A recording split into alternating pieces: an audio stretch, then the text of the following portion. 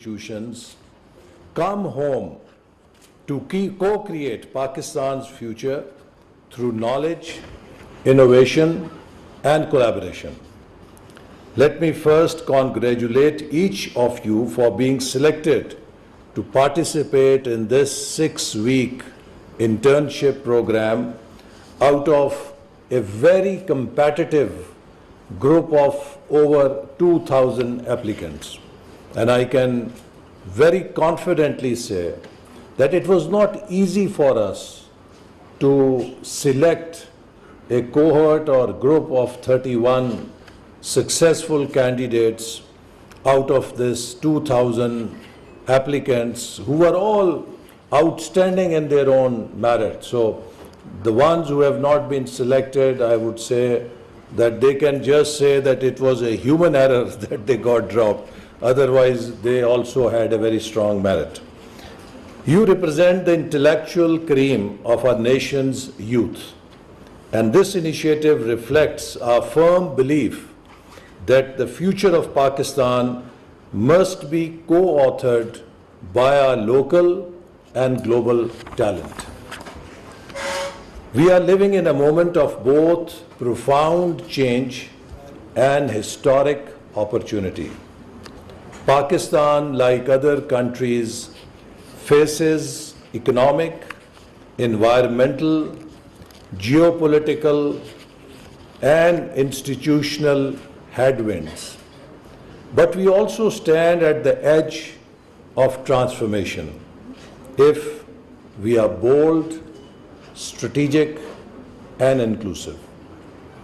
And for you, I must also share an overview of our development journey, because you are all very young, and these days they don't teach a lot of history in A-level and O-level curriculums. Pakistan, which was created with great struggle and sacrifices in 1947, was well on way to become a rising star in Asia. In 1960s, it was said that Pakistan could well be the next Japan of Asia. But then, after 1965 war, because of the political shock of the war, we got derailed. And as a result, we lost track of that development journey that we had started. The second great moment came in 1991, when then Prime Minister Mr. Nawaz Sharif introduced economic reforms in Pakistan which were not known in South Asia. Privatization of state enterprises, liberalizing the economy, opening up of the economy, making policies to encourage private sector. But unfortunately, after 2 years, that government was dismissed, and so were those policies also thrown into the trash can. But India, which borrowed those policies at that time, late Mr. Sartaj Aziz was our finance minister, and Mr. Manmohan Singh was India's finance minister. So Mr. Manmohan Singh asked Mr. Sartaj Aziz that our businessmen are demanding the same policies in India which you have introduced in Pakistan. So would you be kind to share the SROs and the copies of the notifications, which he shared with him. As a result, India introduced the same policies after that, in their country. But they continued with those policies for a decade. As a result, by 2000, India overtook Pakistan in economic development, which had lagged behind Pakistan historically for more than 50 years. The third moment came when in 2013, we again started our journey under Vision 2025. I'm not sure how many of you will remember In 2013, we did not have electricity for almost whole day, 16 to 18 hours, there used to be load shedding. UPS generators which people installed in their homes would not get enough electricity to recharge the batteries. As a result, people resorted to candles and lanterns to get light, and there was a headline in one of the newspapers that Pakistan is back in Stone Ages, because in Stone Age people used to get light by lighting the fire. That was also the time that Newsweek had put Pakistan as the most dangerous country in the world because of the law and order and terrorism that was prevalent at that time. Not a day or two would pass when there would not be a suicide bomber in any part of the country, killing himself and also killing dozens of innocent Pakistanis. Karachi, which is our financial capital, had reached a point that any person who left his home in the morning, his wife, mother or daughter would sit on the prayer rack and pray for the safe return of her father, spouse or brother in the evening. And Karachi was almost unlivable.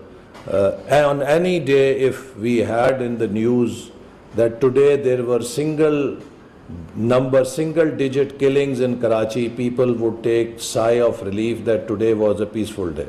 Otherwise, dozens of people used to get killed in terrorism, in other criminal actions in Karachi. So that was the kind of Pakistan that we inherited in 2013, and at that time we set our direction and our eyes on a new future, and we crafted Vision 2025 with the help of the top minds of the country. And this vision set that goal that by 2025 we will be, inshallah, in the top 25 economies of the world. We were fortunate because we were sincere. Allah subhanahu wa ta'ala helped us with many new initiatives, one of which was China-Pakistan Economic Corridor that brought in almost more than $25 billion of investment into Pakistan, helping us overcome the energy crisis as well as building some modern infrastructure in the country. And result was that in 2017, PricewaterhouseCoopers released a study saying that if Pakistan continues on this trajectory, by 2030 it would be in the top 20 economies of the world. What did that mean? It meant that if we had continued that trajectory, by 2030 we would be part of G20, and by 2025 we would be in the top 25 economies. At that time 2025 looked far distant, but 2025 is here. So in 2018, unfortunately, there was a regime change in the country which was brought by that establishment at that time. Few judges and generals were part of that conspiracy. Well, such things happen in the country or other countries also. But regime change should not necessarily mean that you also reverse all those policies that were working for the country. But the new regime that came, it reversed all policies. And the first and the foremost victim of that reversal was China-Pakistan Economic Corridor. All those Chinese investors who had come here, they were forced to leave, and the flocks of investment which were landing in Pakistan went to Vietnam, Laos, Cambodia and other countries, and we lost that great opportunity.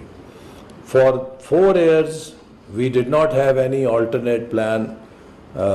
Vision 2025 was put in cold storage.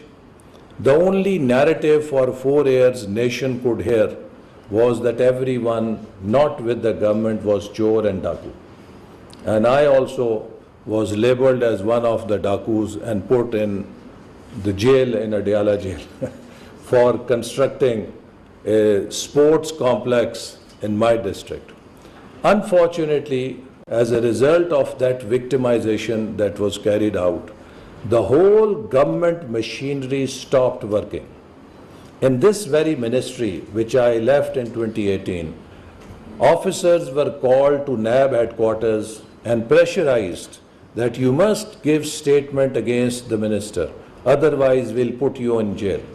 So that harassment and victimization took away any initiative that government officials had to make decisions. So for almost 4 years, it was no decision in any department. Files would move around and no one would like to put their signature on even a decision of 10 rupees anywhere. So, it is good to have a bad decision than to have no decision, because you can always correct a bad decision, but you cannot do anything with no decision. So indecision eats the whole system like cancer. So that is what we suffered.